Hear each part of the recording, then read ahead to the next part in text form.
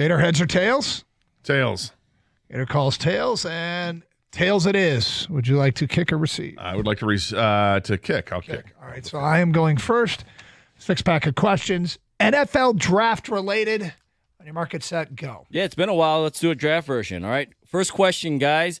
If Torque and Mize have actually figured it out for the Tigers, who's the Lions draft pick from the Holmes era who hasn't hit yet, but you think they can figure it out as well? I'm going to go with Broderick Martin because of his size and his arm length, and he's at a position of need. He played 25 snaps last year in 2 games. He had a knee injury. Aleem McNeil won't be ready to go at the beginning of the season. He's got the raw skills, the physical talents, it looks like. So I'm gonna say Broderick Martin because of the opportunity that he has there. I was thinking Giovanni Manu, because there's some versatility there. We had heard he was working out at guard, and now we're hearing, well, they still envision him as more of a tackle, and he's got all that the size, and just nobody's ever seen him play. But I can't escape that it's Hendon Hooker. Oh, the problem with Hendon Hooker is that he's not likely to get any chance to play, so you're never going to know. And they got to make a decision after this season, pretty much what they want to do here. So I think it's a real important offseason. I think personally, he's surely going to prove that he's better than Kyle Allen, that he's got more to offer. And we'll see that. So that'll be at least enough for, I think, hopefully to convince Lions fans that, all right, this guy's definitely a backup to Jared Goff. But I think it's Hendon Hooker. Kang? All right, I'm not sure if this counts. You can tell me if it does or doesn't. I do have a backup answer, but I want to go with JMO. I just think he has so much more meat left on the bone. Like they there's talk obviously this past week that they're likely going to pick up his 5th-year option, but I think it's because he's going to cost too much after the end of this year that we get only 2 more years with JMO because I think he is so explosive. He's just learning still, I think, how to play in the NFL. He's obviously got to play some more games. Things have gotten, he's gotten in the way of himself at times, of course, but I think there's much more meat on the bone, and I think that first-round pick could be huge still for the Lions. Interesting answer. All right, give me a Wolverine or a Spartan worth a late-round flyer. Okay. Hi. You're on the clock. Go. Listen, it's tough to find a Spartan because there just aren't many that are really available. But I think there is one that does interest me. I thought he was a really good player throughout his career, even though the numbers aren't fantastic with Michigan State because the offensive line wasn't good. It's Nathaniel Carter, the running back. He is built rock solid. At the Michigan State Pro Day, I believe he ran a 4.440. He did 23 reps on the bench. He had a vertical leap of 40 inches. When you watch him play, the first year he was at Michigan State, you could see it there, man. This guy he could be a difference maker. It's just Michigan State's offensive line was so bad. But he's strong enough to not go down when the first guy hits him, and he's fast enough to just take off and wave goodbye to you, too. I'm going to go with Makari Page, the safety who made some plays last year for Michigan. His 40 time was 4.52. It's 2/100ths of a second slower than Malachi Starks, who could go in the first round. And it's the size, 6'4", 208. So I'm going to go Makari Page. By the way, he ran a 4.37, Nathaniel Carter did. So there you go. I like the Carter call, Gator. I do.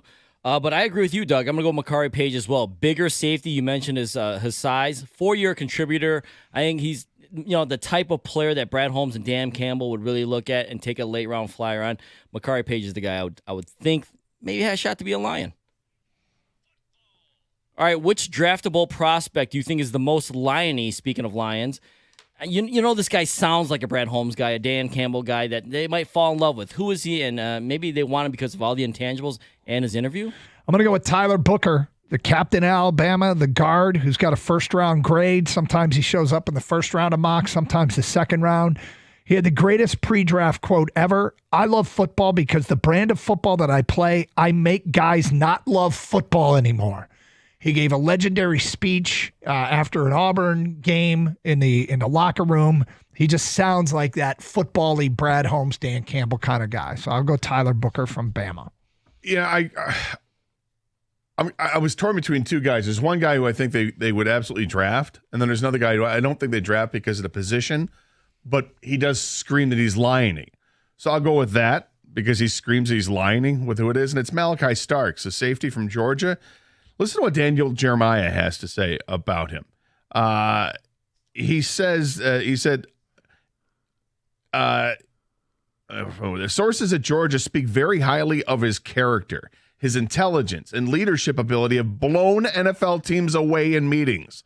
Overall, Starks didn't make as many plays this past season as he did in 2023, but he has the versatility to move around the field and provide a lot of value. And that's the kind of thing that Dan Campbell and Brad Holmes dream about. All right, so what type of player do the Lions seem to like? And I was actually going to give this player as the Wolverine or Spartan worth a late-round flyer. That's Khalil Mullings. I just feel like him being able to be so versatile, which the Lions really like, right? From linebacker to running back, and he's a workhorse back. So he doesn't have the athleticism that you probably look for in the NFL, but he could contribute a lot on special teams because of his linebacker background. I just think the fact that he's a utility knife, a Swiss Army knife. He's a knife, and I think the Lions like knives. All right, little different take here, but who is your favorite NFL draft analyst when they talk? You know, when they speak, it just means a little more to you. I got to go with the GOAT. It's Mel Kiper. I know it might be going chalk and it's too easy to do it, but I'm not trying to get obscure with this. I'm just going to go with the guy who calls it like he sees it. There's no nonsense with him. He is not afraid to offend. I think there are too many of these NFL draft analysts that come out there on television or with their columns and they're too afraid to say anything negative. Mel doesn't care. Mel's just going to tell you what he thinks, and he's strong with his opinion. I love Mel Kiper. I want to say Dane Brugler because his pre-draft manual is like 490 pages, but I think Daniel Jeremiah of NFL Network does a really good job. He worked in scouting with, I believe it was Philly and Baltimore, and so when Daniel Jeremiah speaks, he often seems to be drawing from experience and being able to compare players that have either been successful or not successful and compare traits from his time in the NFL. So he's my favorite. Here's a drop for you. I've always had a thing for Louis Riddick. Oh, boy. No, it's true. Every time he speaks, it just, to me, it means more. I mean, he's not going to hit 100. No one is. No one bats 1,000 with these things. And I do agree with you, Gator, is like I do want actually more analysts to be able to criticize and just praise everybody. But I think some guys are just telling you, hey, this is what this guy does well. And then maybe just because they don't say what they don't do well doesn't mean, hey, there's negatives with that player. But when Louis Riddick, I've always thought that he was going to get a president or an NFL GM job, and it's never worked out. He's interviewed a ton. At this point, I'm not sure he's ever going to get one because I think when you go through that process so many times, it's just not going to happen. Fetch isn't going to happen. So, but I still like him as a draft analyst. When Louis Riddick likes a player, he'll let you know about it. Oh, yeah.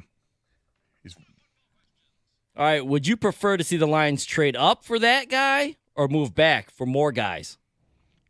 Okay, because of this draft board, I think moving back and getting more picks makes sense.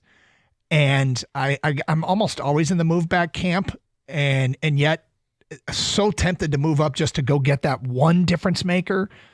But I mean, early second round is a great place to get a starting caliber guard if you move into the early second round and add a pick. Or there's depth at edge and depth at defensive tackle. There are 102 picks in the first 3 rounds. Todd McShay predicted that 35 defensive linemen will be taken, which would set the record by 8. It would be a third of the first 3 rounds would be edge rushers or defensive linemen. Move back, maybe get another pick in there and take advantage of that depth at positions of need. I'll tell you what, to me, the answer is it's trade up, but it's for a couple of ways you can do it. I'm either going to trade, I want the Lions to trade up and get the guy that they covet most. And let's just, for the sake of argument, say it's Mike Green. Go get Mike Green. Go do it.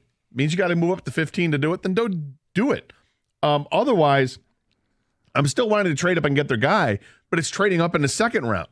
Stay at 28, pick who you like, and then because there is so much depth at what you want, give whatever it takes to move back up into that second round and take somebody in the top 10 picks in that second round, and then you've got an excellent draft going.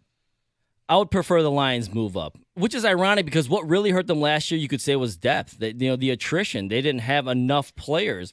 But for me, if you have that one player that can make up for a few players, that could be the main difference. Like if you had someone who's not going to be Hutch, all right? Hutch is in a class of his own, but someone a lot closer to Hutch, maybe that guy makes a play or two in a game that makes the difference, and that I think would make a bigger difference for the Lions, because I think, honestly, last year, that was the exception to the rule.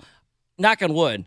To have that much attrition happen again, I don't think is likely, so I'm looking for that quality player over quantity, because I think they got enough quantity, as long as those guys don't keep getting hurt.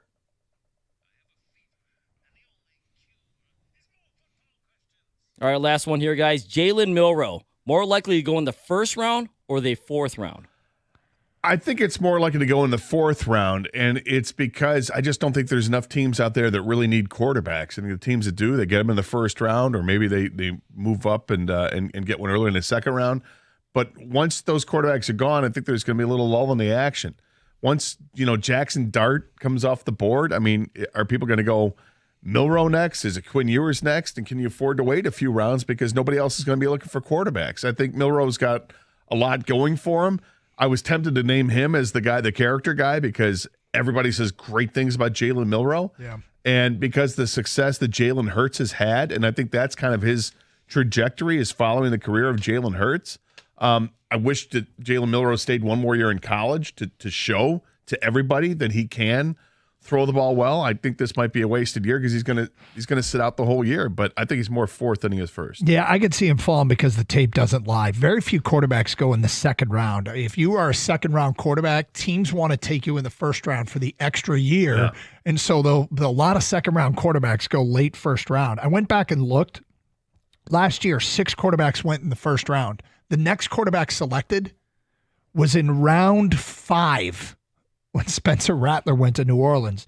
The last 7 drafts, there have been 4 second-round quarterbacks in the last 7 drafts. There have been 8 third-round quarterbacks and 10 fourth-round quarterbacks. Now, every draft is different, but it kind of speaks, that trend speaks to contracts and perceived value at the quarterback position. Yeah, with my quarterback evaluation process, I admittedly tend to fall in love with physical attributes. Arm strength, 40 time, reps, explosiveness from the quarterback position, which you don't necessarily need to play quarterback. Jaylen Milroe ran an absolute burner of a 40 time, right? I will not be fooled again. 4th round. I don't think, if the first 2, 3 picks aren't going to draft a quarterback, why would Jaylen Milroe go in the first round? I think this is not the best quarterback year is what they're telling me. So Jaylen Milroe will be more likely a 4th round pick than a first round pick. There it is, and that concludes a NFL draft edition of the Wide 9 Omaha 4 Down Around the League Blitz Thingy.